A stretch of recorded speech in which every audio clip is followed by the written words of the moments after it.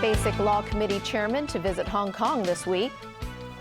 Word of more progress in Manila bus hostage talks soon. And Gary Locke to leave his ambassador to China post.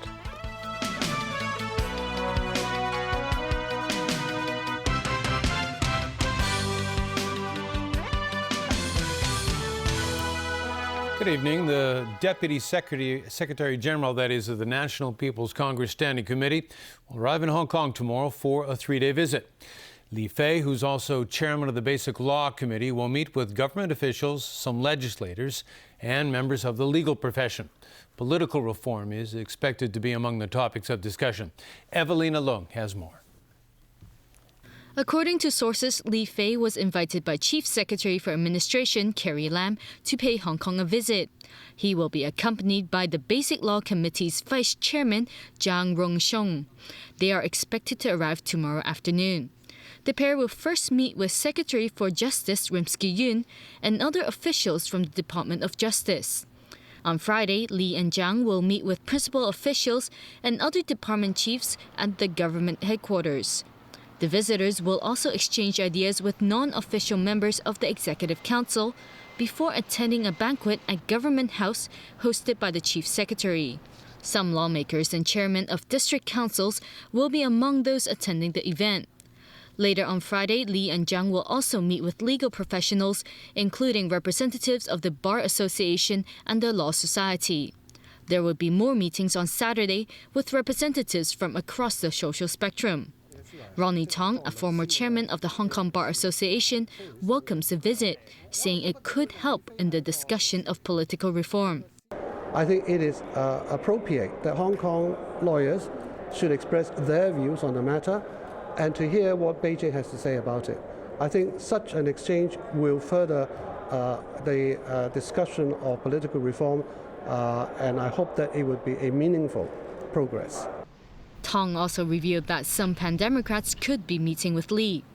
Legislative Council President Zhang Yuk-sing, meanwhile, says this represents the central government's sincerity and its hope to implement universal suffrage in Hong Kong.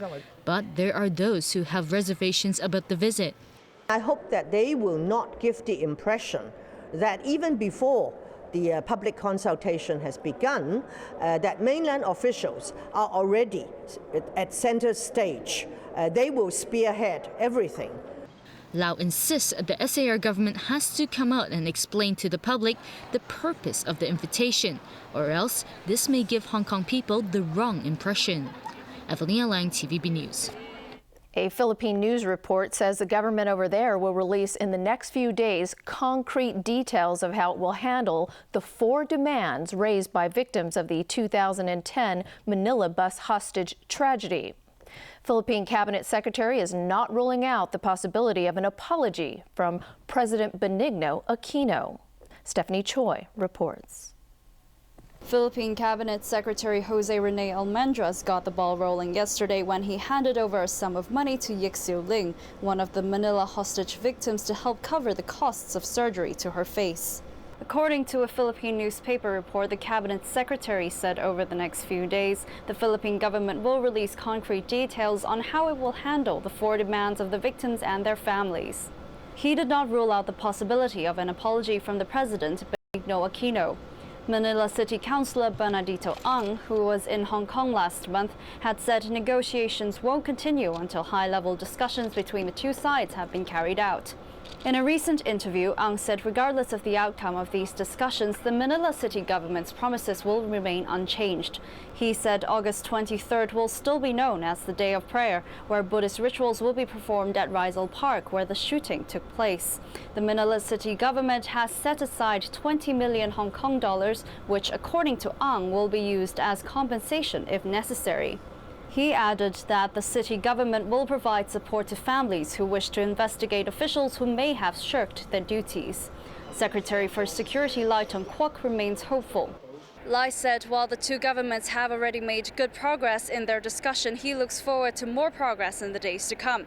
The money given to Ms. Yik is given for the purpose to meet his urgent medical need, for the medical expenses, it is made without prejudice to the full demands made by the victims and their family members. The donation from businessmen in the Philippines will be used to reconstruct Yik's jaw. In a joint statement, both governments expressed hope that they will reach a consensus through constructive and in-depth discussions. Stephanie Choi, TVB News.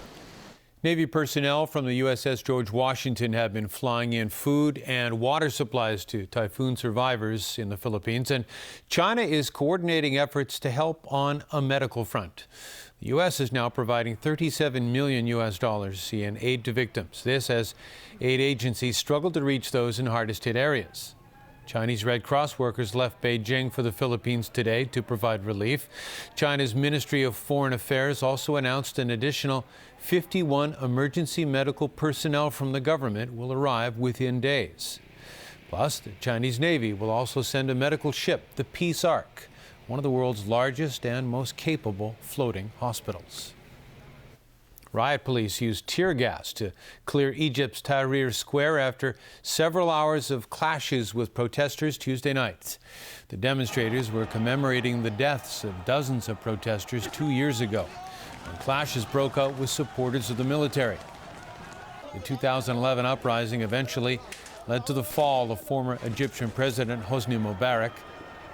Turmoil continues in Egypt since the army ousted elected Islamist President Mohamed Morsi in July. Since Morsi was toppled, the country's military leadership has become popular among Egyptians. But others criticize the military for a recent crackdown on Morsi's supporters. Iran, the 5 permanent members of the UN Security Council, and Germany resumed talks in Geneva this week aimed at getting a preliminary deal to curb Iran's nuclear program. As James Aiken reports, the stakes are high, and the window of opportunity for negotiators comes amid growing opposition to a possible agreement. Given the years of suspicion and hostility between Iran and the West, it's a small miracle that talks to rein in Iran's nuclear activities have made it this far. And despite continued insistence from Iranian hardliners that it must retain what it considers its nuclear rights, the country's chief negotiator says a deal has every possibility of success. I hope we will. I'm willing to accept serious progress instead of an agreement, but I'm sure that with the necessary political will, we can certainly make progress and even reach an agreement. Iran's push to get an agreement is largely motivated by sanctions that have slashed oil export revenue by 60% over the last 2 years.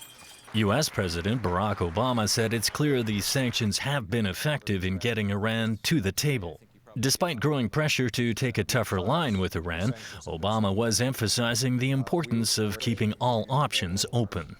Let's test the proposition that over the next 6 months we can resolve this in a diplomatic fashion while maintaining the essential sanctions architecture.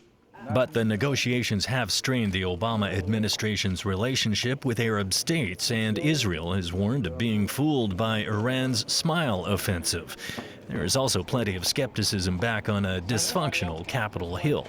And I think what the concern is that whatever you do on the interim basis becomes the new norm, that in fact that is in fact the deal, and there's a great concern about that.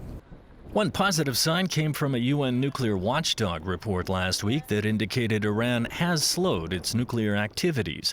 While it's clear both sides want to craft a deal, this latest round of talks will show if they are actually ready for a deal. James Aiken, TVB News. The American ambassador to China has decided to step down from his post early next year to rejoin his family in the United States. Gary Locke's tenure as ambassador was marked by 2 diplomatic dramas that had the potential to severely complicate relations between China and the U.S. Gary Locke, the first Chinese American to hold the U.S. ambassador to China post, informed President Barack Obama of his plans to rejoin his family in Seattle. During his time as ambassador, Locke had to handle two of the most delicate diplomatic episodes between the two countries in years. In February 2012, Wang Lijun, the police chief in Chongqing, fled to the U.S. consulate in Chengdu with information about the murder of a British businessman. His story triggered China's biggest political scandal in years. After leaving the consulate's office on his own, Wang was arrested by Chinese authorities. His capture led to the fall of one of China's most powerful politicians, Chongqing's party secretary Bo Xilai, who was later sentenced to life imprisonment for corruption. Then, 2 months later, right before former U.S. Secretary of State Hillary Rodham Clinton visited Beijing, Locke earned respect from human rights groups for his role in assisting blind legal activist Chen Guangchen. After Chen escaped from house arrest in Shandong, he was given shelter for 6 days in the U.S. Embassy in Beijing. Chinese officials later allowed Chen and his family to leave the country so he could study in New York. Diplomatic dramas aside, Locke's accomplishments as ambassador are many.